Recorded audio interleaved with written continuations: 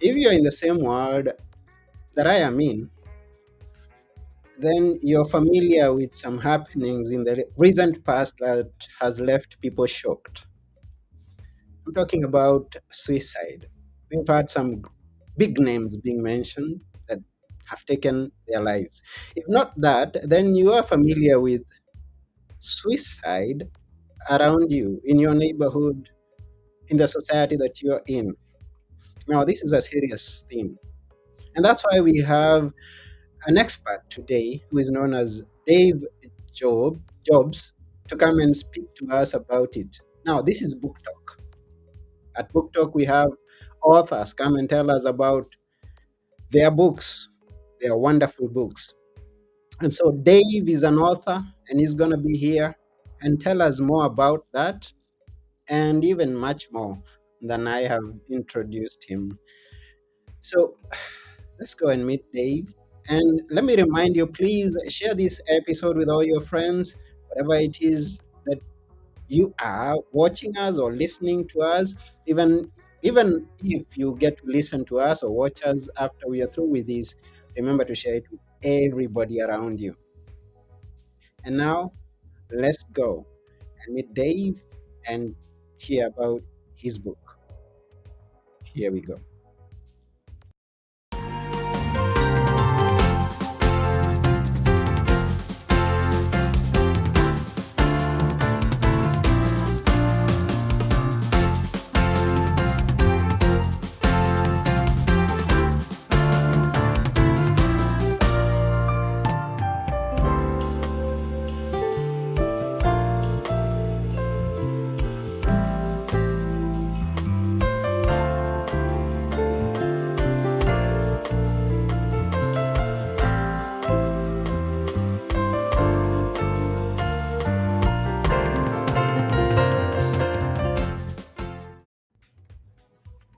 Hi, Dave. Hey, Anthony. Good to see you. Thank you so much for having me. Good to see you too. And thank you for coming to Book Talk. Of course. It's such an honor to have you here. Where are you right now? Why are we I'm in here? my home in Bethesda, but I'm just outside of Washington D.C. Mm-hmm. And I work at Catholic University in the northeast corner of Washington D.C. That's wonderful. And what is it that you do? Tell us about your occupation, and let's get to know you a bit before we dive into your book. Sure. I'm a clinical psychologist by training, so I'm a PhD in clinic. I have a PhD in clinical psychology, and I'm a university professor. And I direct a lab called the Suicide Prevention Lab at Catholic U. So that I'm a full time academic. And a lot of what I spend my time, Anthony, doing is clinical trials. So we have funding from the National Institutes of Mental Health and from the National Institutes of Alcohol and Alcoholism, and from the VA, from different organizations to conduct clinical trials with patients and clients who are struggling with suicidal risk. That's a big focus of my professional life. Okay, and if I may ask, how far back did you start writing? Now you've been in practice, but then how far back did you start putting your work into books? So I've been in the field for about 40 years since graduate school. Wow. So I'm an old timer and have lots of experience. And this particular intervention about which this book is written has been in development since about 35 years. So it's a long term investment of time and love and energy. Mm-hmm. And so I'm a clinical suicidologist, which means that I'm focused on training and assessment and treatment, systems of care, and how we work with people that are struggling in this way. And this is the third edition of a series of books that I've done with Guilford Press, and it's the crowning glory. It's the capstone to the series about this intervention. Hmm.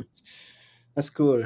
Now, for those of you who may have jumped in right now, we have not introduced the book. Here's the book that we are talking about: Managing Suicidal Risk, a Collaborative Approach by David A. Jobs. It's just about to be released, if I'm clear. I think it's out. I mean, the ebook has been out for a little while, and Mm-hmm. it officially gets in print August 18th. But they're selling it, so I count it as being out. Okay. So there was the first edition, second edition. This is the third edition. So it means that there are improvements to it. This is what I believe. It's a work in progress. Absolutely. So the Mm. first edition was very much focused on assessment, and it Okay. was trying to convince people about this intervention that we'll be talking about, and to kind of make the case for it. So there are things about this intervention that are really different. Like we try to keep, for example, people out of the hospital because we think that's in their best interest oftentimes. We don't focus on mental disorders. We focused on ideation and behavior. And so we don't treat depression per se. We treat what makes somebody suicidal. Mm-hmm. And so that first book was very much about how you do this assessment. This is patient centered. It's very collaborative. It's empathic, obviously. And then the second book was about treatment and intervention. Mm-hmm. That was pretty much a big pivot point in terms of thinking this as a treatment. Now the third book is thicker and fuller with all the clinical trials that we've done and the pearls of wisdom that we've garnered over these 35 years. And it really is meant to be the sort of the bookend to the series of these books on this topic. Maybe, and I believe there is someone out there who's listening to this or Mhm. watching, and he doesn't have a clue of how to go about these things. I mean, you with someone or you meet with someone who's Yeah, suicidal, and yeah. I believe this is the reason that you've written this book. Or who is the book aimed at exactly? The book is aimed at clinicians, but Mm-hmm. that includes psychiatrists and social workers and psychologists and counselors and other people that work in crisis intervention and in mental health more broadly, nurses, for example. Mm-hmm. So it's a manual for treatment, but it also proposes, Anthony, a philosophy of care and an approach to care. There Mm. are 15.6 million Americans who have serious thoughts of suicide. Mm-hmm. That's a huge public health crisis. Yeah, it is. And the ideation levels just keep going up, especially since COVID. Mm-hmm. So this book is really targeting people like that who struggle, who can find a clinician that knows this intervention. And this book is then the source book for clinicians to use this intervention, which is called the Collaborative Assessment and Management of Suicidality, more easily understood as CAMS. So the CAMS intervention is what this book is about. Oh, that's wonderful. But I've had people who here who come with such a complex idea, and Yeah, because to some of us who are not clinicians yeah, and have no experience with some of the terms that we could meet in the book, yeah, uh, I said I've come across some of such, but then they have ended up helping me even though I am not in that field, because I know you're going to share some things that are going to be helpful to someone who has yeah, no clue of being in the hospital as a doctor, as a clinician. Or yeah. hmm Well, I've known people that just read the book because they find the philosophy valuable hmm and therapeutic in itself. That's not necessarily how the book is written, but the idea here is that the book is written in the first person. mm, So it's not this academic scholarly treatise. It's written as if I'm talking to you in the first person. okay. So there's lots of anecdotes, a lot of case examples of things that I've been through in my career that makes it accessible and readable. I think in that regard, and the critical feedback has been that it's a really understandable, readable book.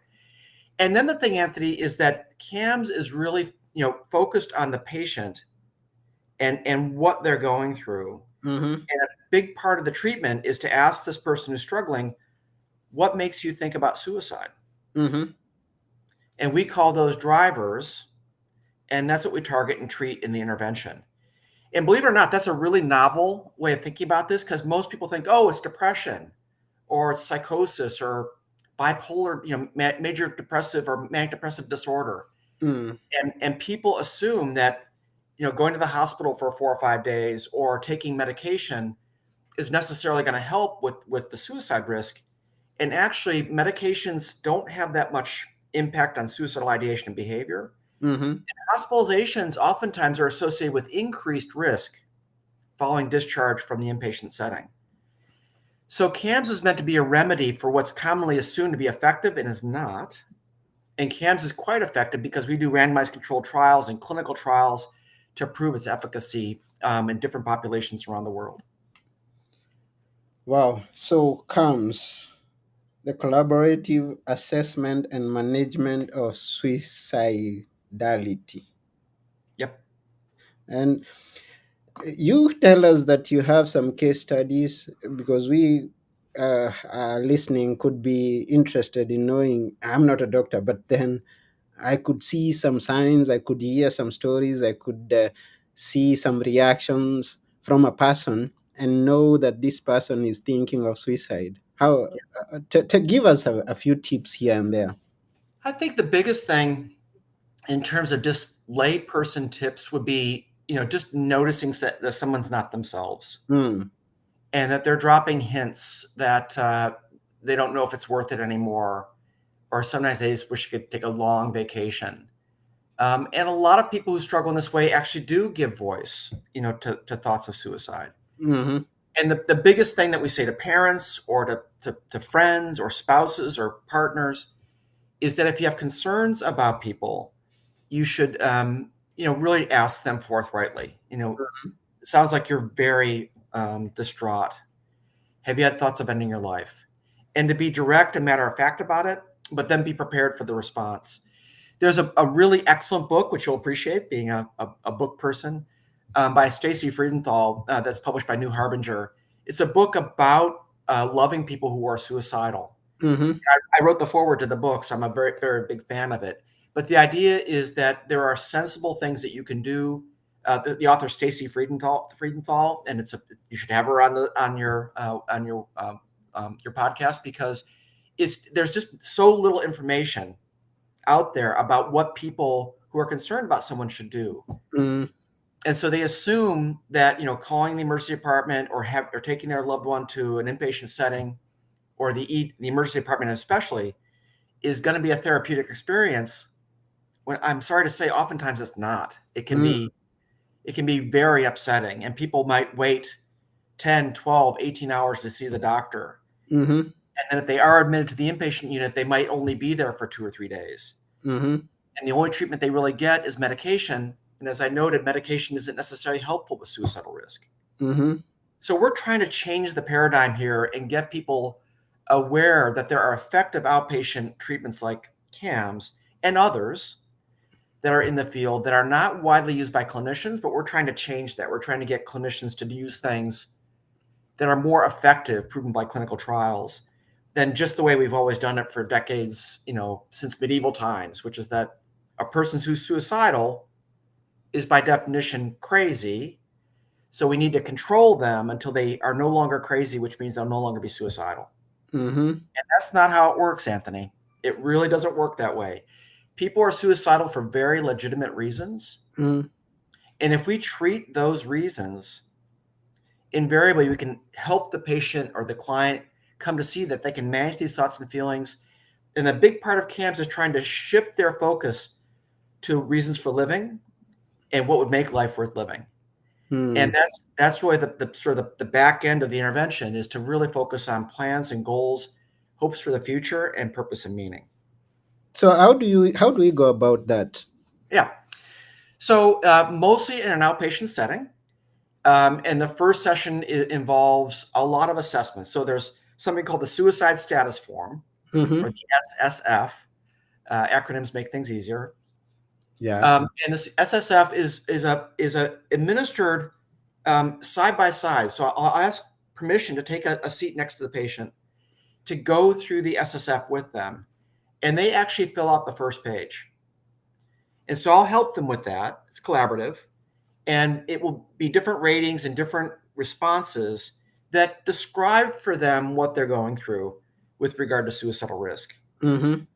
Reasons for living, their reasons for dying, the nature of their psychological pain, their hopelessness, different kinds of constructs. And I'm following them all along the way. Mm, And what the patient experiences is validation that we get it, that we're not judging them. We're never finger wagging. We're just, we understand what their suffering and struggling is like. mm-hmm. And that in itself is therapeutic, Anthony?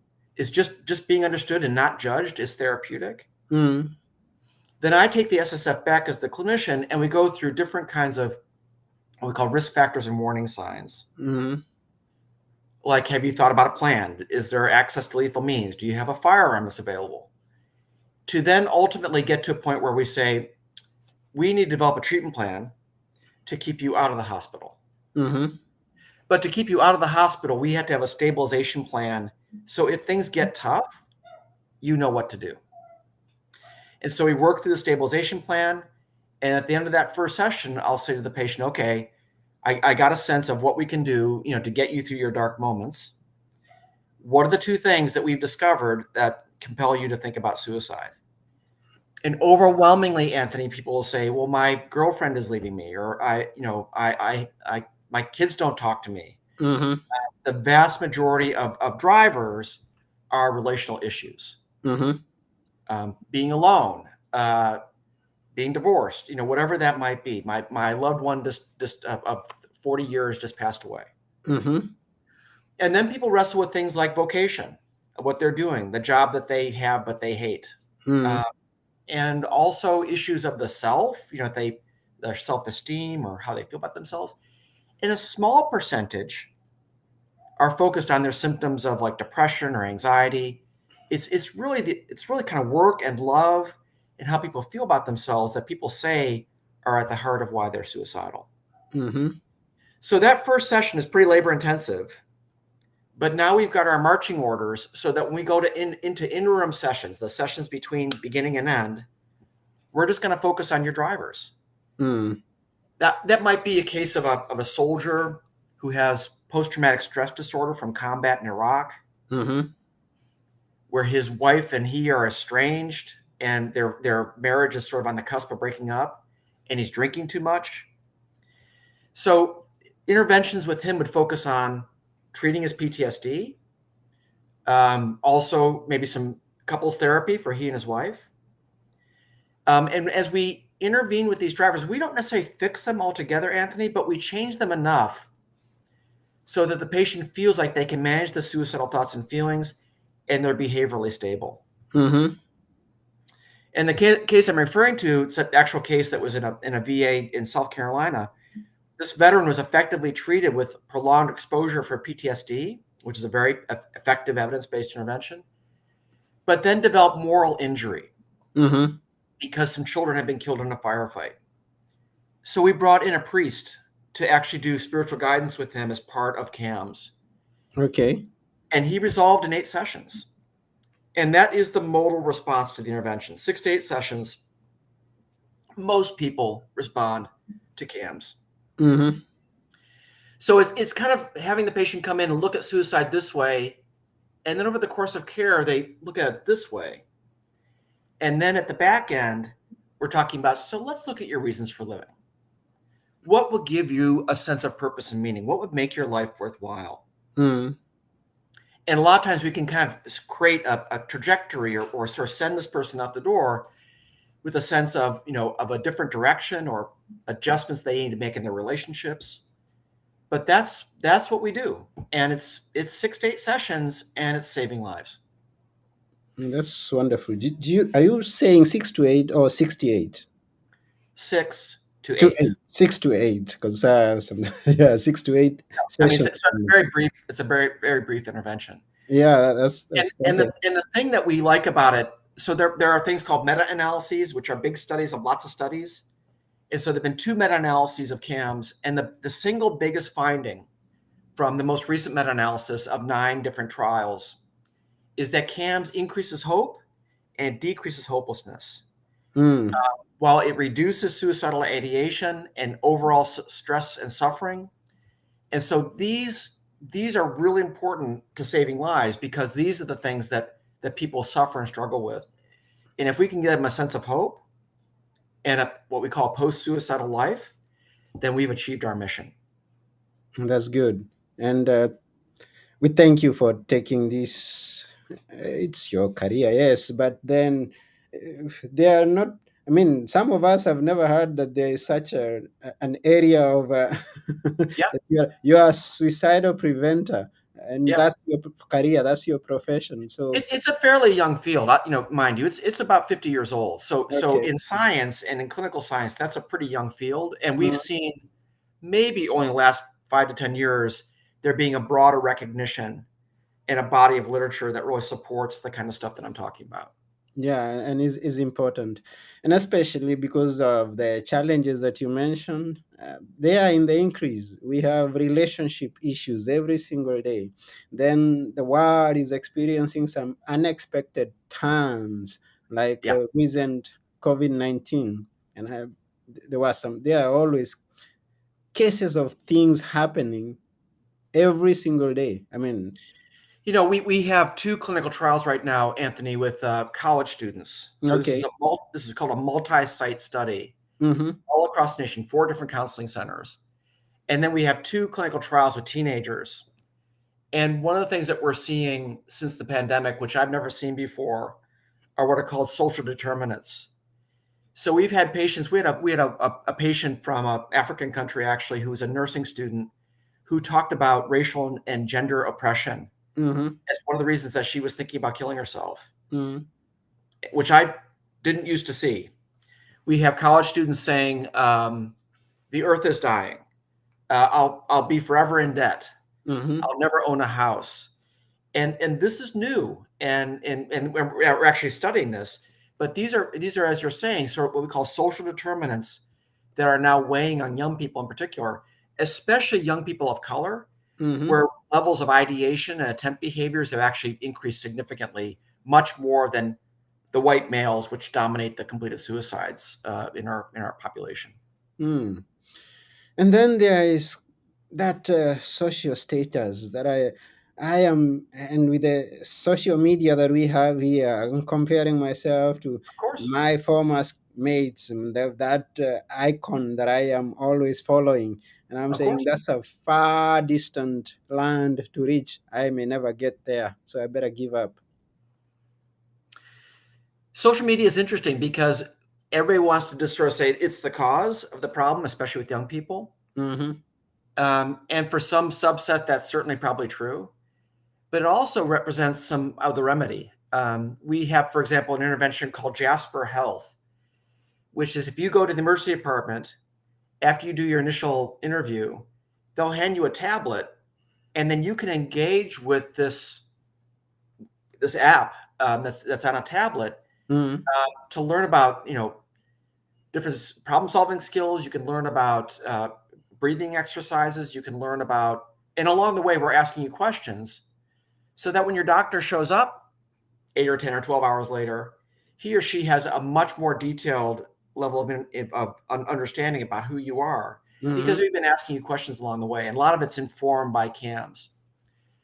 And then what we do is offer you can watch videos of puppies, or you can dial into people who have lived experience, which are people who've been through what you've been through, and they're describing their stories of hope and recovery.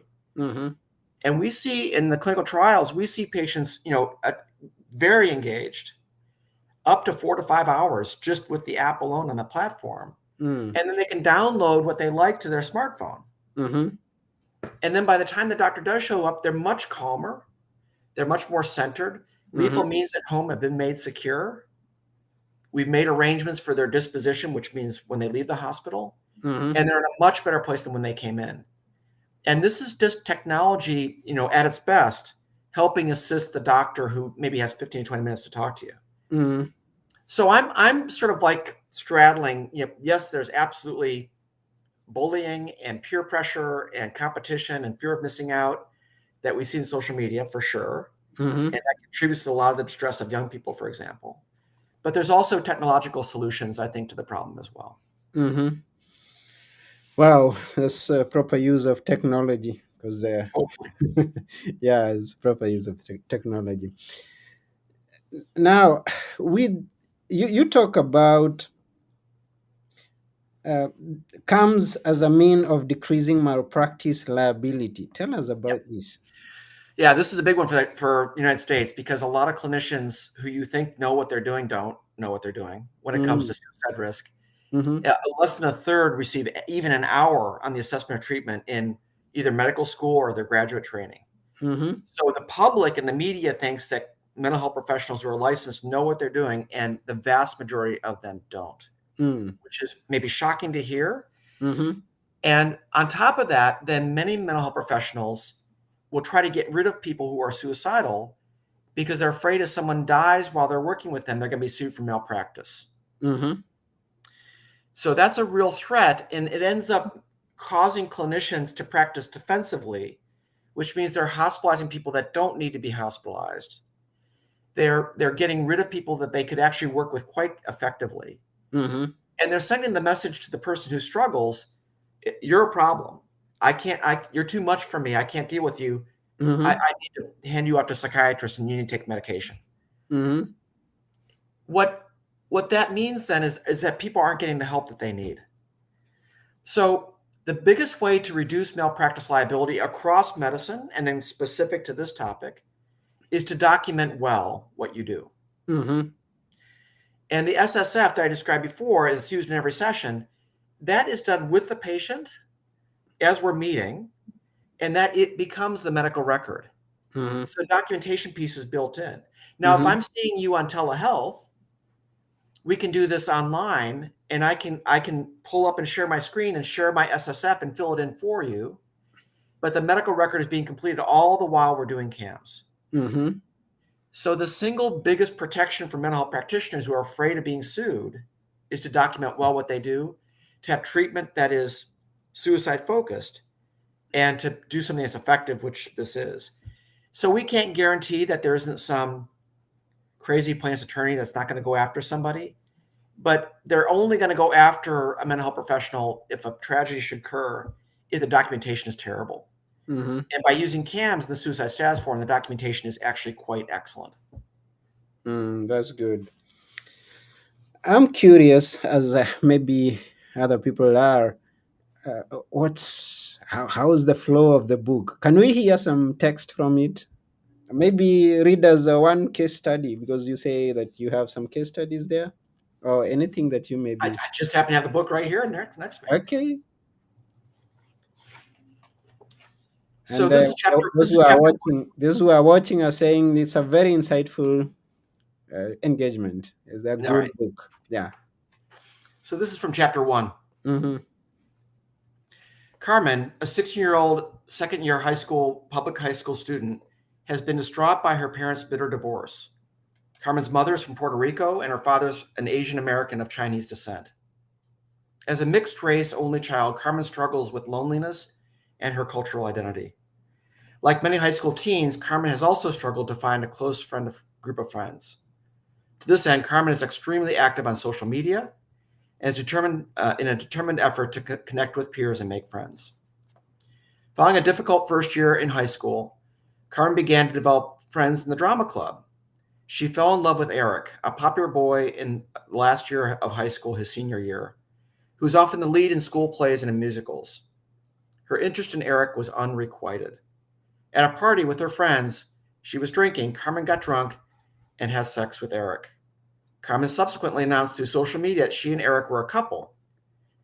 Eric, in turn, denied this notion on social media and noted that Carmen was a pathetic loser and crappy in bed. A series of Instagram and Snapchat messages ensued, and the Carmen's Drama Club peers began taunting her about Eric's characterizations of her. After a few days of online bullying, Carmen posted a Snapchat message about quote unquote ending it all. And she promptly overdosed on all the medications in her mother's medicine cabinet. One member of the drama club, who was alarmed by the post on social media, told her mother, who called Carmen's mom. Carmen's distressed mother raced to Carmen's bedroom and found her seizing on the floor of her room in a pool of vomit. Mm-hmm.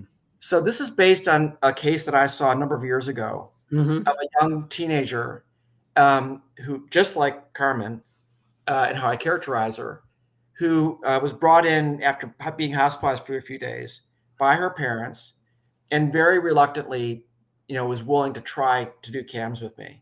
Mm-hmm. And I saw her for 12 sessions. And this case study goes through the course of the book. So the book opens with this. Mm-hmm. And then as I'm describing the intervention and for clinicians how to do the intervention, they're getting sort of snippets of Carmen's story. And it's not all roses. I mean, she does okay, and then she has a crisis with a couple of her friends, has a major setback, almost takes another overdose, Mm-hmm. but then regroups, and her friends rally around her, and then she does better, and then she resolves. And I continue to see her for several months, but we ended after about 8 months together. And the Mm-hmm. book ends with the outcome of her several years later, when she's in college. So that's just an example of kind of the flavor of the tone. It's meant to really be relatable, and for clinicians to recognize people like Carmen, because clinicians see kids just like her. Mm. Wow, that's wonderful.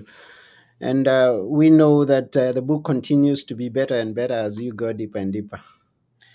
Well, the book has sold 55,000 copies, which for a trade book is actually pretty good. Wow. Wow. And that's because I think there's very little competition, Mm-hmm. because it's relatively affordable. And the other thing that's sort of unique about this, Anthony, is that there are a number of tools that are in the back of the book that can be downloaded. Okay. And then through an arrangement at Guilford Press, you can also get online versions of these to use within electronic medical records. Mm-hmm. So it really provides a lot of tools and resources for clinicians as well. And that's a kind of a unique thing about the book, is that by virtue of owning the book, people can use the intervention. If they want to learn more about the intervention, they can go to the CAMS Care website, and we have a sort of integrated training model that has been evidence-based and proven to be effective. But this is how we're trying to change the world. We're trying to change, the way clinicians approach the topic of suicide. We're trying to create resources for families and friends who are concerned about their loved ones, that there is intervention and other interventions like CAMS, not a lot, but several of them, that have a robust evidence base and have been shown to make a difference in people's lives. Hmm. Wow, thank you for that. So, for anybody who may have found us going on, we are talking about the book Managing Suicidal Risk, a Collaborative Approach by David A. Jobs. And to get the book, you can go over to CAM's website, which is www.cams-care.com. That's Yep. cams-care.com. Thank you very much, Dave. We really appreciate you coming to this episode of Book Talk today and for sharing with us this wonderful news about this great book.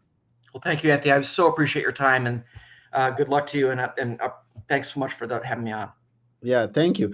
We are almost coming to the end of the show, but before you go, we'd like you to leave us with a few words that we should always remember. What are they coming from you?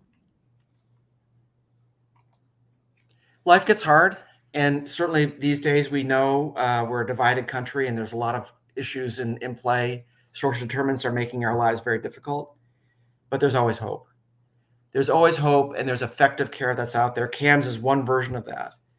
But before doing something as dire as ending your life and your biological existence forever, it's worth your while to find out about what's effective care look and what it looks like, and to seek that care to maybe hold the day and have a life that you could find someday that's worth living with purpose and meaning. Wow, thank you for such wonderful words. Once again, we thank you for coming to Book Talk and for sharing with us such an interesting and wonderful topic. Great. Thank you, Anthony. Yes, this has been Book Talk. I have been your host, Anthony Moirore, and together with our guest today, Dave Jobs, we say keep reading and keep impacting the world positively. Thank you for now, and until next time, it's bye So from long. us. Yeah, shalom.